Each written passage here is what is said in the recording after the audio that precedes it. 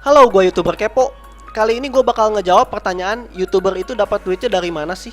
Yang pertama, gue yakin kalian udah pada tahu, yaitu Google AdSense.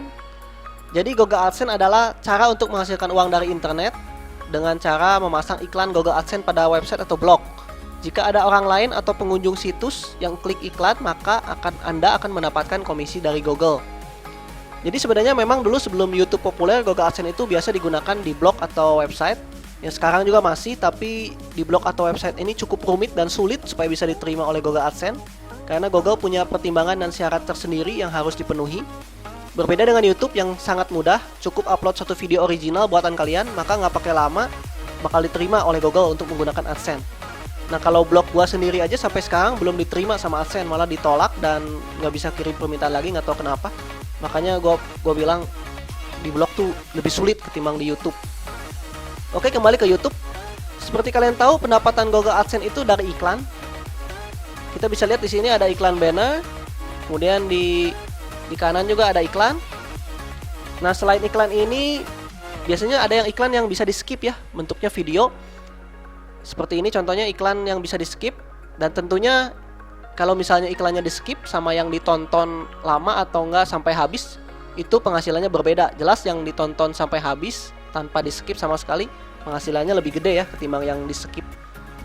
Nah, semakin banyak yang nonton, tentu semakin banyak yang lihat iklannya, dan penghasilan juga semakin meningkat. Selain AdSense, banyak YouTuber juga ikut MCN alias Multi Channel Network. Ya sama aja lah cara kerjanya, cuma bedanya kerjasamanya sama pihak ketiga, dan biasanya MCN minta revenue kisaran 20-40% dari hasil iklan. Dan timbal baliknya, MCN ini bisa membantu YouTuber mengembangkan channel atau membantu mencari sponsor. Soal MCN ini mungkin nanti gue bahas lebih detail di video berikutnya. Nah, selain itu kita tahu kalau selain dari Google AdSense, penghasilan YouTuber papan atas seperti Skin Indonesian tuh dari sponsor. Ya contohnya sebenarnya kalau menurut Skin Indonesian ya, penghasilan dari Google AdSense atau MCN tuh penghasilan dari iklan gitu, itu adalah penghasilan minoritas alias kecil. Penghasilan mayoritasnya itu atau yang gedenya itu dari sponsor. Kita bisa lihat di sini ada video dari Skin Indonesia, judulnya lupa nama. Di sini mereka iklanin Coca-Cola. Ya ini kan Coca-Cola perusahaan gede ya, jadi pasti bayaran iklannya juga gede. Dan yang lain contohnya ini iklan Eclipse yang kerjasama sama Clear. Jadi ngiklanin Clear bebas putih-putih, dan pasti ini bayarannya juga gede. Walaupun Eclipse kan ada 9 orang, dibagi 9 juga pasti gede lah dapatnya per orang. Jadi sponsor ini sebenarnya bukan cuma dari YouTube aja, karena ada juga dari Instagram. Kita tahu kalau udah jadi YouTuber terkenal, biasanya Instagramnya juga followernya meningkat ya. Seperti contohnya Pau Pau yang sekarang ini sudah mencapai 184.000 follower di Instagram. Nah, di foto ini dia lagi ngiklanin baju. Banyak banget si Pau Pau juga ngiklaninnya. Ada iklanin makanan anjing segala macam, karena follower dia udah 184.000 dan dia terkenal awalnya dari YouTube, dari Last Day Production. Nah, soalnya YouTuber yang sudah terkenal atau juga selebgram ya, contohnya seperti Clarin Clay, dia juga selebgram yang juga jadi YouTuber sekarang. Katanya satu kali posting foto iklan, harganya dipatok 1,5 juta, dan satu bulan dia bisa dapat puluhan juta. Cuma dari Instagram aja dia bisa dapat puluhan juta per bulan, karena memang harga satu posting fotonya aja udah 1,5 juta gitu. Bayangin, itu luar biasa sih, gede banget. Dan gue juga pada nonton dia waktu diundang acaranya Deddy Corbuzier hitam putih, dia bilang juga memang segitu, 1,5 juta, 1 juta sampai 1,5 juta untuk iklan di Instagram. Dan ya inilah penghasilan utama dan terbesar dari seorang YouTuber dan juga selebgram ya, karena selebgram juga sekarang udah banyak jadi YouTuber sih. Jadi ini penghasilan utama mereka dari sponsor. Oke, yang berikutnya itu adalah program afiliasi dari toko online. Jadi afiliasi itu apa? Adalah program untuk para pemilik website maupun rekan blogger yang memiliki situs dengan pengunjung ramai.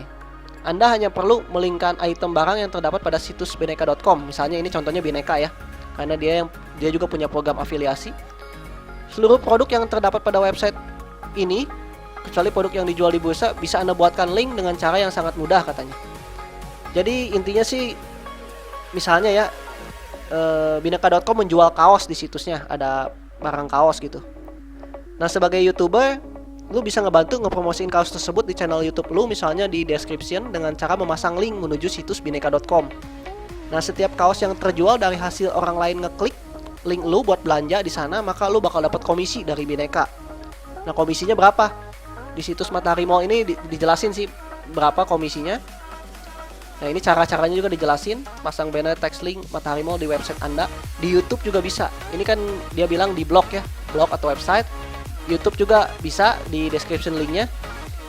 Pengunjung klik banner text link di website Anda, pengunjung berbelanja di Matahari Mall dan Anda akan mendapatkan komisi. Cuma 4 langkah katanya. Kalau elektronik, handphone dan tablet dia komisinya 3%.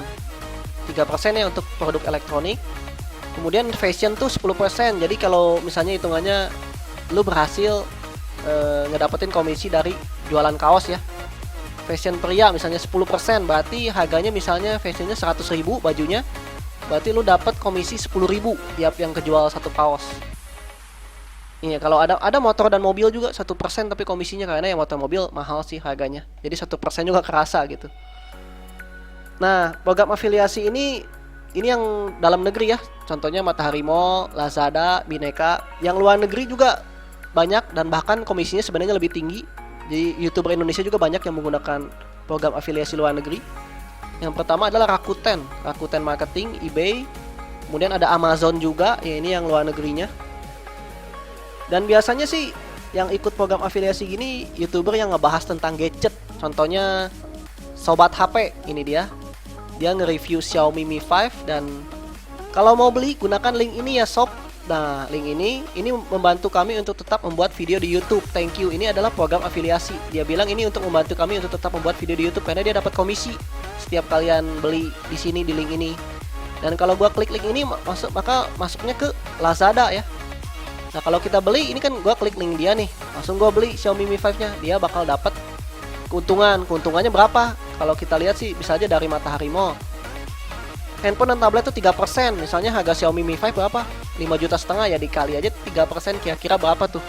Ya segitulah keuntungan sobat HP gitu. Biasanya kan kebanyakan yang YouTuber yang ngebahas gadget gitu. Soalnya mungkin aneh kalau YouTuber yang channelnya tentang prank tiba-tiba di bawahnya malah promosi HP gitu, nggak ada hubungannya kan sama video, nggak nyambung. Pasti orang juga nggak ngeh.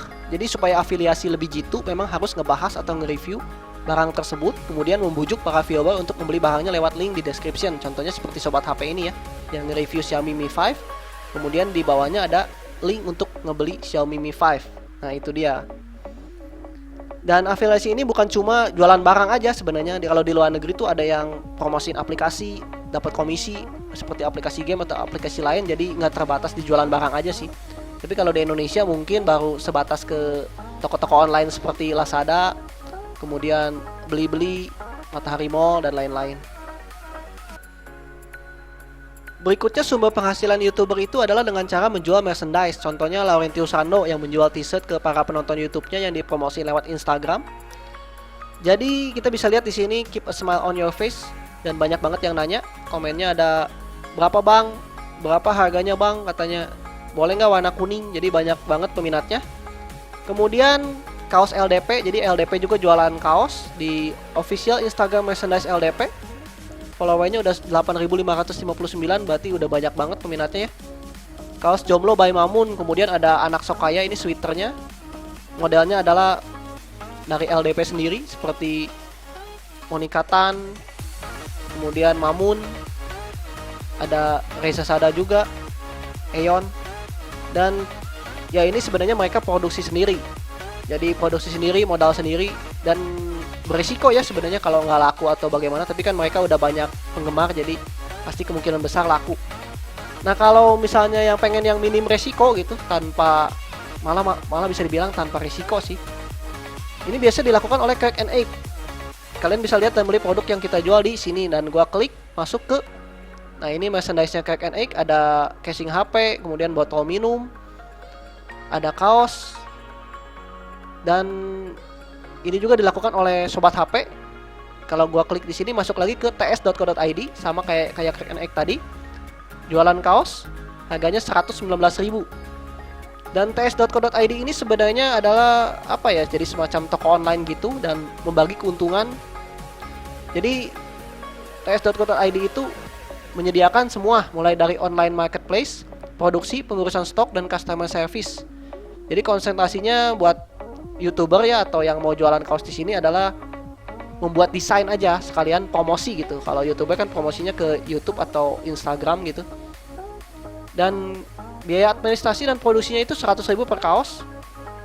Tadi kita lihat Sobat HP menjual 119.000, berarti keuntungan dia ketahuan 19.000 untuk satu kaos.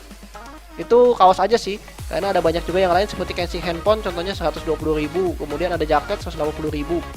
Dan jelas ini keuntungannya lebih kecil ya dibanding Laurentius Rando atau LDP tadi, karena mereka produksi sendiri.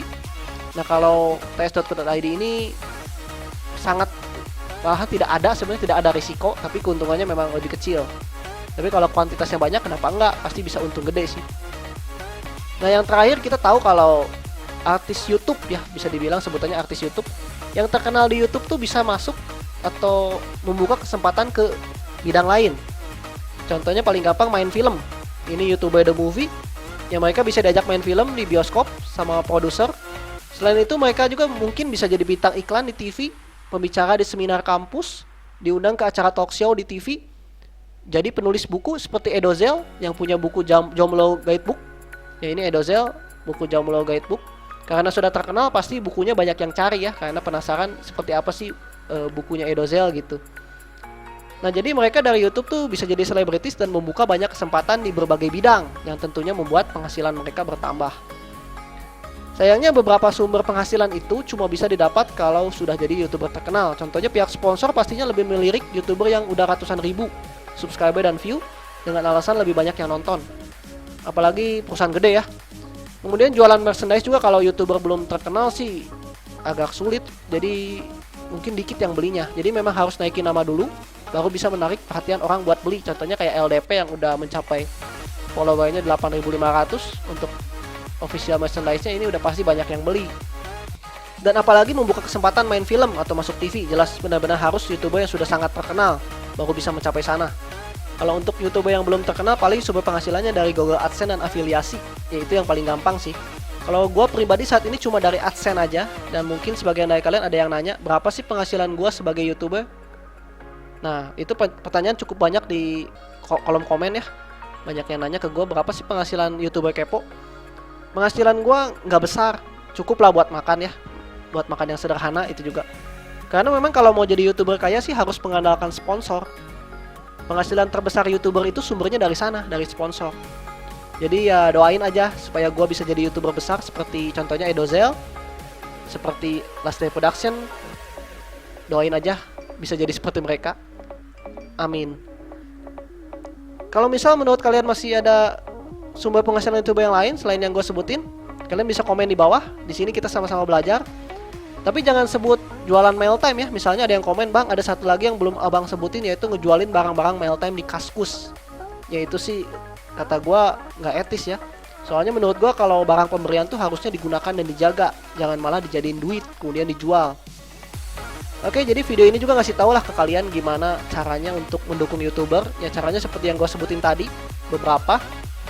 Tapi yang paling gampang itu nonton videonya sampai habis, kemudian kasih like, comment, share, dan subscribe channel gue YouTuber Kepo. Always positive thinking. Ciao.